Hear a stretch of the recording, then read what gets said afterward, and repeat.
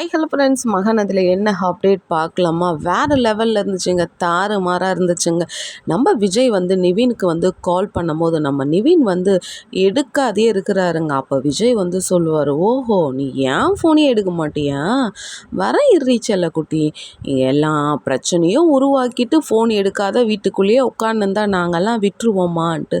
இங்கே நம்ம நிவினோட வீட்டை காமிக்கிறாங்கங்க. பார்த்தா நிவினோட அப்பா அம்மா அங்கே அப்பா கொளுத்தி போட்டால் பட்டாசு மாதிரி எரியிற இடத்துல நம்ம பசுபதி நிற்கிறாரு.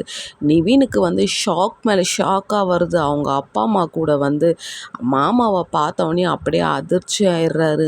என்னடா நிவின், உனக்கு கல்யாணமாமே, என்னடா நடக்குதுன்ட்டு அவங்க அம்மா இங்கே கேட்கும் போது அதுக்கு நிவின் சொல்லுவாருமா, அதெல்லாம் ஒன்றும் இல்லைன்னு போது அங்கே பசுபதி அவருக்குன்ற அந்த பாணியில் பேசுகிறாரு பாருங்க, அல்டிமேட்டுங்க.